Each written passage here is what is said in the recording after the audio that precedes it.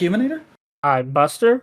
And this week in Tokusatsu, we're going to be talking about International Kamen Rider releases, a slightly late Halloween special, and the next Super Sentai. At last! But before all that, Buster, how are you? How are you good? You I'm good, bro? pretty okay. Like, today was okay, but, seeing all this, seeing all this news is, a very mixed for me, because it's not mixed. Actually, all the Toku news this week have been great, or today, because everything's happening today. But, there's just some other news that's kind of bummed me out, but, it's not too bad. It's been an interesting Monday, I'll say. I mean, the Book of Boba Fett trailer dropped today, and that was pretty awesome. Yeah, I'm waiting for the full show. I have literally no opinion on the Garfield casting because I don't give a shit about Garfield. But I'm deeply invested, okay? I haven't had a chance to watch the new Doctor Who that aired last night, and apparently it was really bad. So I'm weirdly excited to watch that after we're done here. Mm-hmm. But that was pretty much my whole day. Is just hearsay of that stuff while getting back into the groove at work, because I'd had a bit of an off week last week, and I'm trying to get things back to normal today. And then I got off work, was asked to go out of my way to get dog food, and then literally when I got home about 20 minutes later than I normally do, I got a text that said my mom had been in a car accident. Is she fine? Yeah, she's fine. My sister and my nephew were also in the car, and they're fine. But my mom's car is undrivable for the moment, so she's calling out of work and seeing if she can get it fixed tomorrow. And they actually, while I was watching the episodes tonight, they came in, got the keys for my car, and are currently getting my mom's phone from somewhere they left it, dropping my sister back at her place, and filing a report at the police station. Well, it looks like it's a very busy day on your end.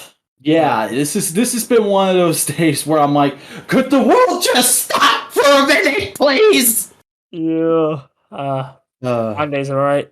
God damn it. It all comes back to Garfield. Yeah. The world will end and we'll still be quoting Garfield. Mm-hmm. But, don't let your world always come back to Garfield. Let it always come back to modular media, because we're trying to be like we say, we're modular. We're always here interconnecting with you and whatever you want to do. So why don't you connect with us and help us out in the YouTube algorithm if you're listening there? Give us a like, comment on this video upload of an audio podcast, subscribe if you want to get the future episodes, ring the bell in order to enable notifications and all that good stuff. If you're listening on a podcasting platform, please follow us there.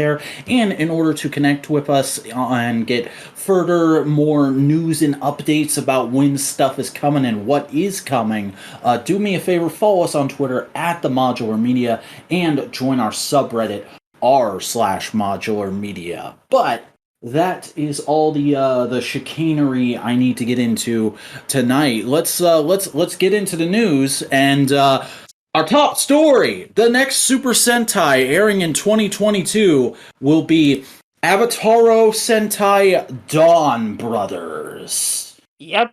And that's literally all we know. It's slightly unexpected. Yeah, because we never had a Sentai that ended with brothers. Although that kind of makes sense, because, Sentai is basically like brothers in arms in a way, so. It's really hilarious, because everybody was going I want this theme, and I'm just sitting here could we get another Sentai that ends in man? We haven't had one of those in a long time. I think you got your wish half.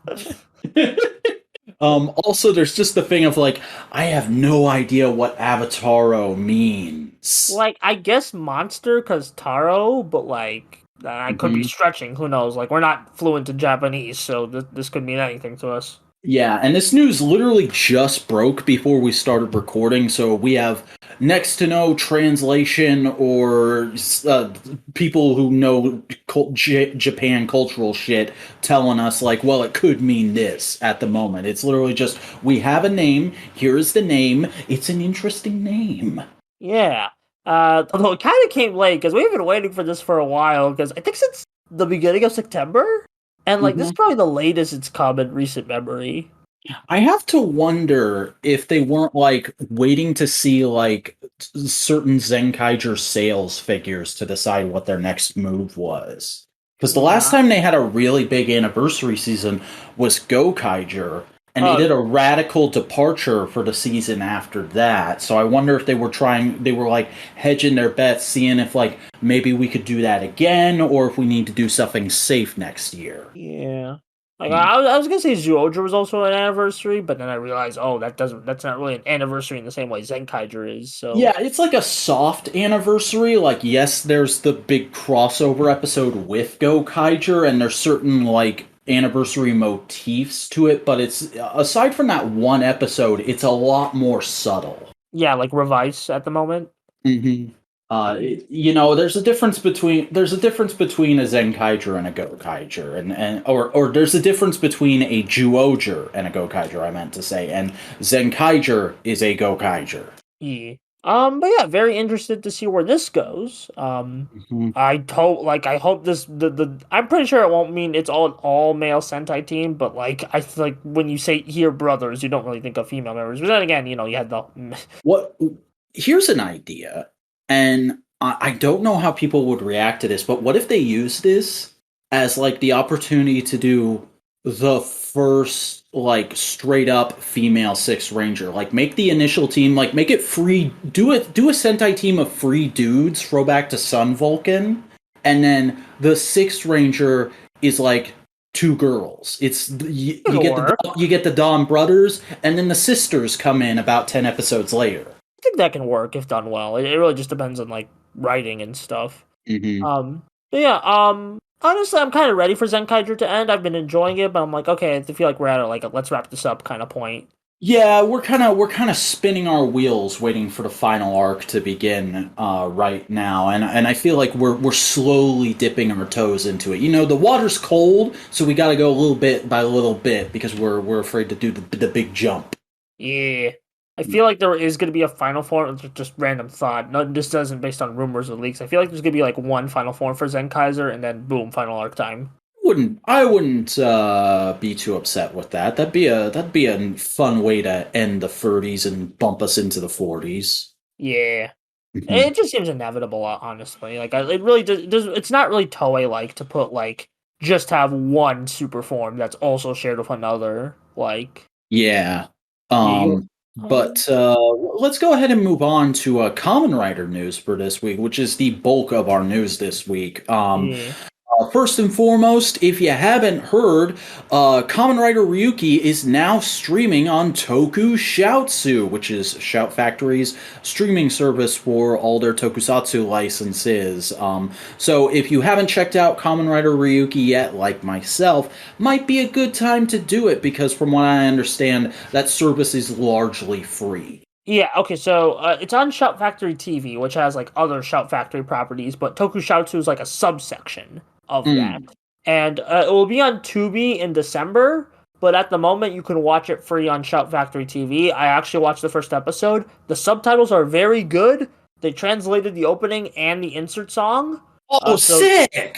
yeah, I posted a clip of them translating the insert song, and I'm like, oh, thank God! Like this feels like they actually got fans to sub it. Like it feels Yeah, like a because high. like not all fan subs translate the insert song, so I always mark out when they do that. Yeah, and it seems like they actually got like fan subbers to help sub it. Like I don't think there's any confirmation, but like it's just okay. These are like the fan subs, but they're scrubbed up, and we have like a higher quality video to work with. That is really awesome. That like I don't know if I can make time right now, but that does really make me want to check out Ryuki via this sub.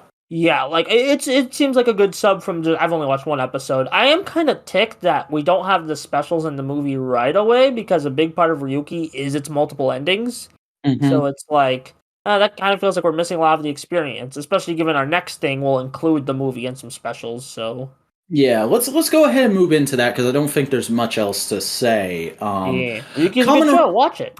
Yeah, the Blu-ray US subtitled release for Kamen Rider Zero One is now available for pre-order. If you don't recall, a few months back it was revealed that Shout Factory would be officially bringing what at the time was the latest season of Kamen Rider to the West on Blu-ray, and the actual specs of the Blu-ray have now been revealed along with the actual pre-order page. It's going to be 8 discs that will collect all 46 episodes of Kamen Rider Zero One, the movie Real X Time, 5 special episodes for $52.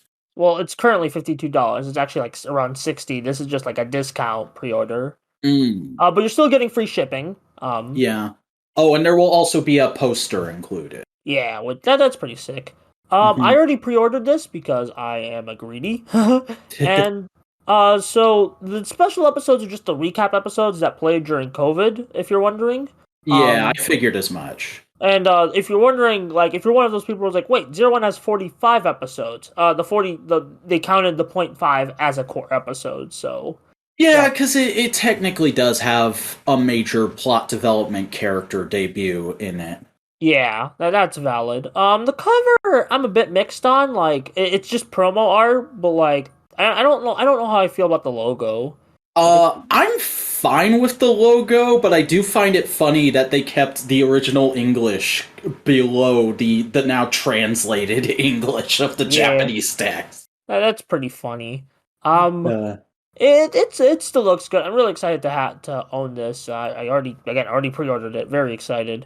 I have not pre-ordered it yet. However, I probably will when we're done here because we did a whole recap podcast for it with our good friend Database Ranger back when the show first ended. But I'll honestly say, despite a few hiccups here and there, I do really enjoy Revice. I think it's one of the Zero One.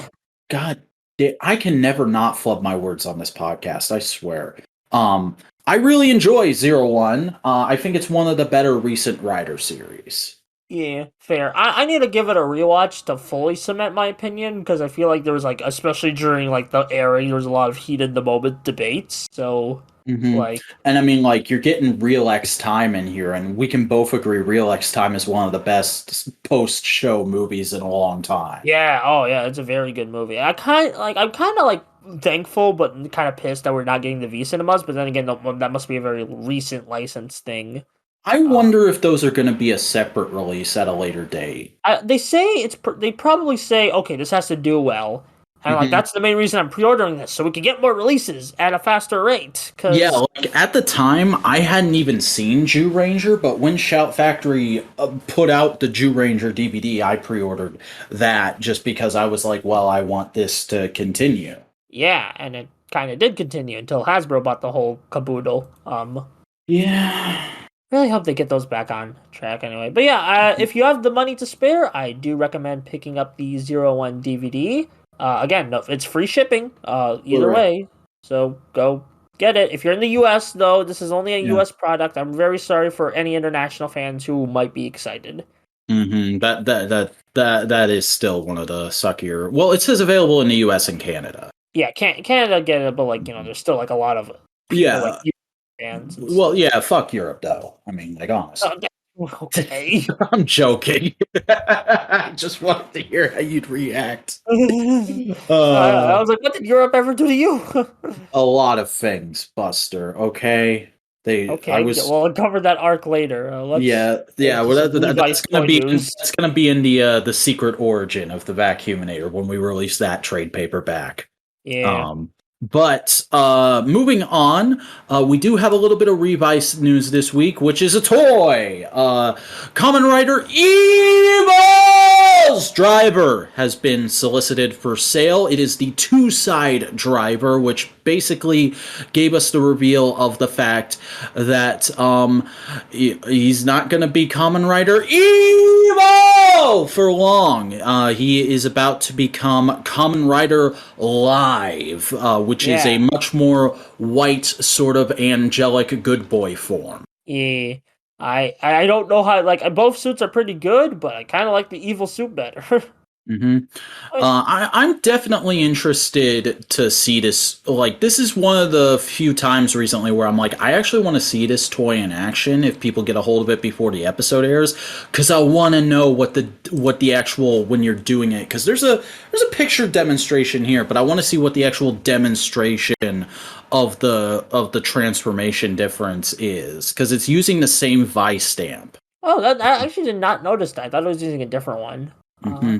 No, the toy includes the two-side driver itself, the belt piece, and the Bat Vice stamp, and there's two different transformations it shows if you go to the images. Yeah, like there's one sword and one gun. I thought like each transformation used a different Vice stamp. Like actually, that's actually a good use of functionality. Yeah, like it still says confirmed and eeny meeny miny mo, but I want to know if the eeny meeny miny mo is in like a different voice. Yeah. Oh, that would be pretty sick. Well, we'll see. The episode airs next week, so. Yeah. Also, it goes from madness, hopeless darkness to precious, trust us, justice. Oh, that's great. That's great. Yeah. It might be different for the subs we use, but like still, that's great. Well, that's the bits that are actually in English. Okay. And finally, this week, there's gonna be another Shin project, because apparently Hideaki Anno isn't busy enough already.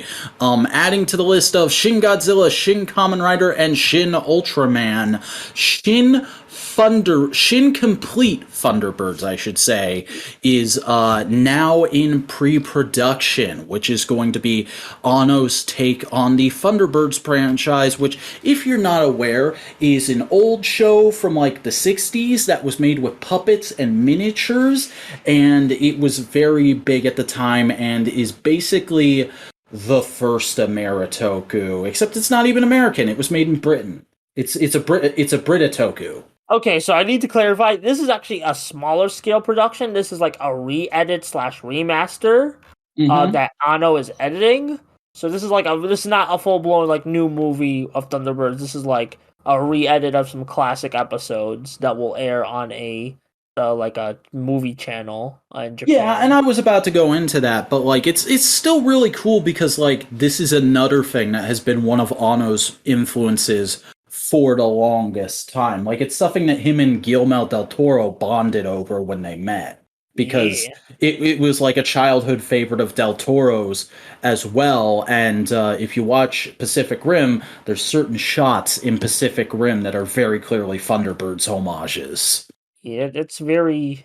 Yeah, it's all just very cool. Yeah, so, like, if you haven't checked out the original Thunderbirds, I haven't watched all of it. I've seen a few episodes here and there, but it is worth taking a look at, although it is very of its time, I will warn people. And, like, hey, if it becomes available to us, I would definitely recommend people check out this new re-edit, because whatever it's going to turn out to be, it should be at least somewhat interesting. Yeah, it'll just be nice to see any like cleaner footage.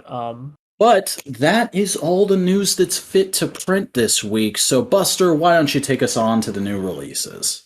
All right, we got the big three today. No other extras. It's kind of feeling a bit lonely without any of the extras with us. Like, no High School Heroes, no Waku Saber. I don't know. It's gonna be that way for just a little bit. Yeah, I hope something like indie comes. Anyway, Ultraman Trigger, New Generation Tiga, Episode 15, Operations Dragon. What did you think, Vac?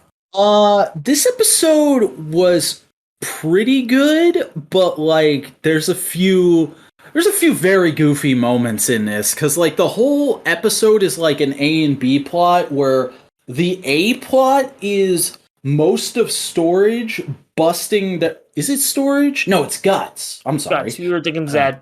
Yeah. Most of Guts Select busting their asses trying to drain Diablo's power, so that absolute Diablo, so that they can power up the Narzdesi, I think is the ship's name, so it can go into its dragon mode, because apparently they need an insane amount of power to do that, and that's why they hadn't done it in the series up till now. And meanwhile, Reboot is giving Kengo and Yuna dance lessons to help him focus better.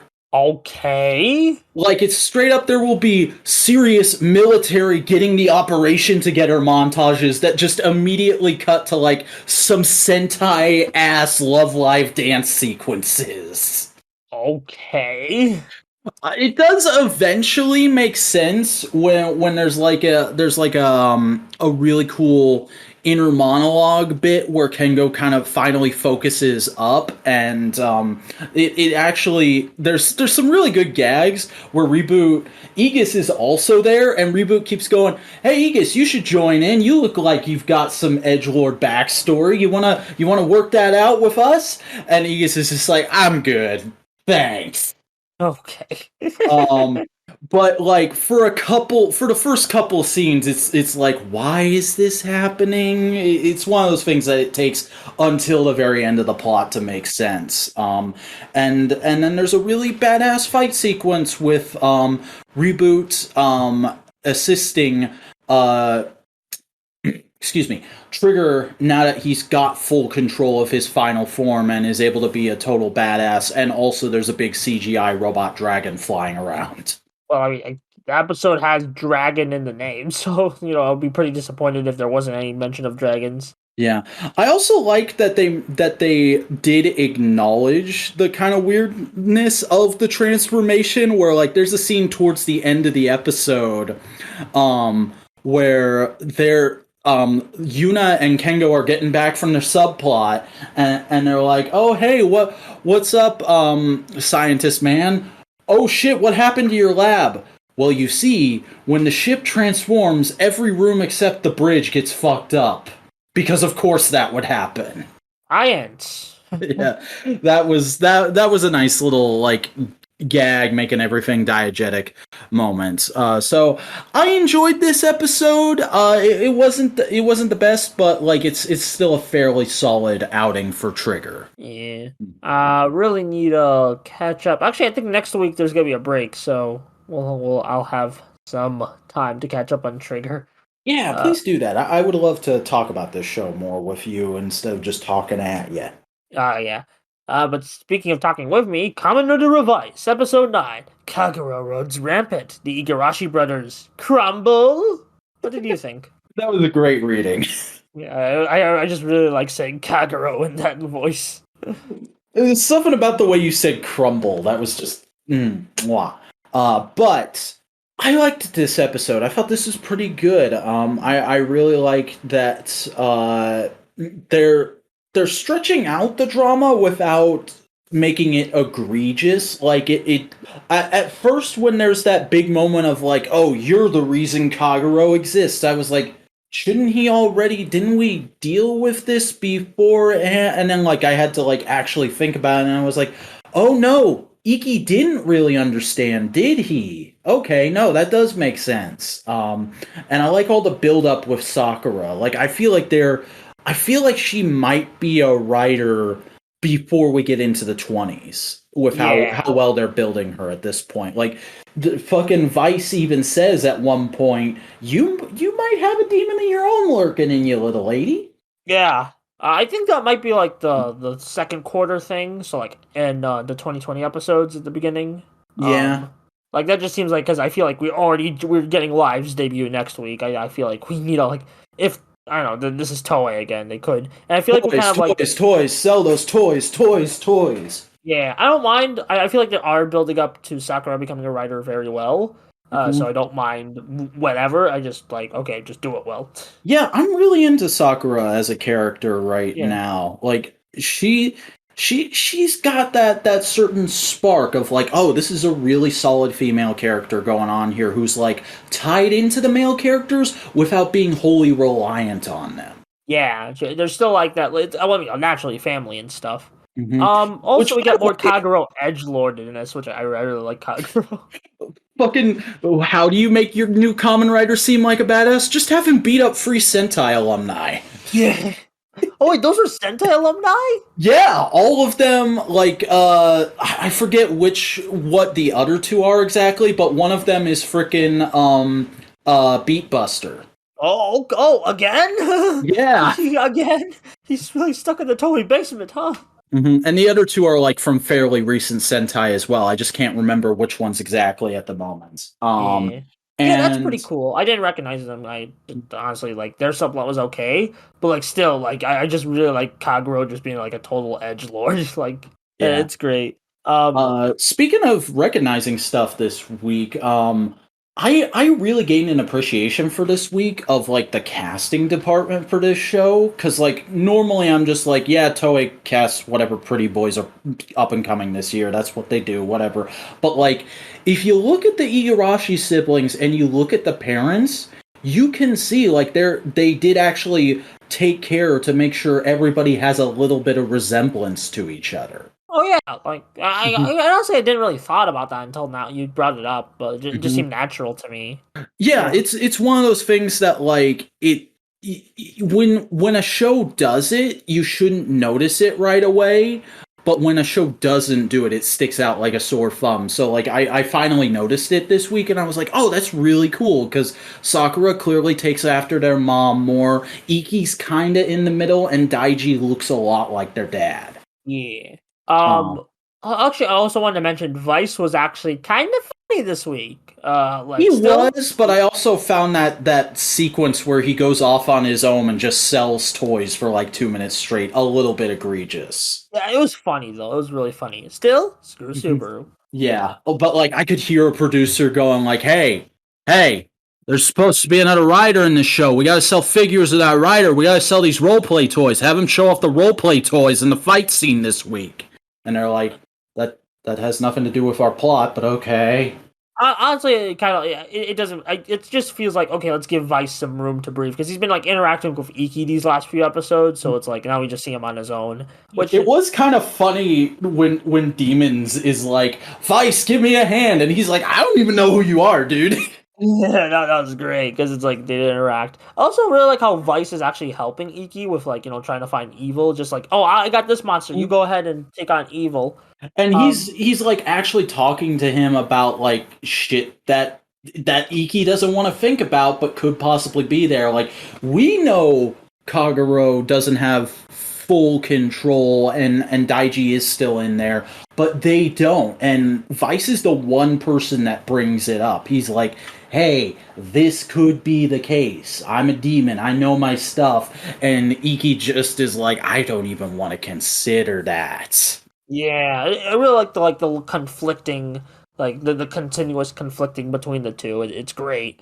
Mhm. Um, Is because he's also like caught in the middle with like Vice being that way, but his parents are also very much like, no, we know you're good. You're gonna bring him back to us. We trust you. yeah. Also, we got the debut of the Gaim form this week. I just think it's interesting that they're using one of Gaim's super form weapons instead of one of like the orange slice ones. I just Yeah, thought I that was thought that was a really cool choice. yeah. I did wish they choose the DJ gun, but Mhm. you do what you Um, got. Also, it's probably the worst CGI form so far. Oh yeah, I know. Yeah, I mean, honestly, I think the bird looks worse, but like the design, it's just like funny. It's like the most barely stuck together they could Yeah, possibly do. it's the duct tape form. It that's really good. Yeah.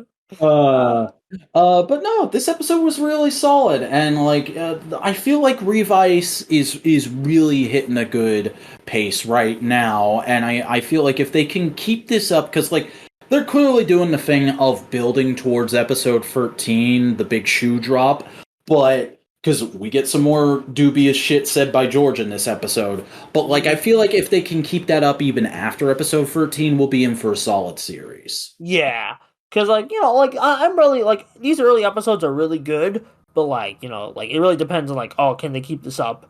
Like will we get like the best way I can describe it is will they do like a build and like they'll keep the momentum going from after the shoe drop, or will they? This isn't an insult to Drive. That this is just like how I feel. This is, or will they pull like a Drive and just like they'll keep continuing with the tone there are.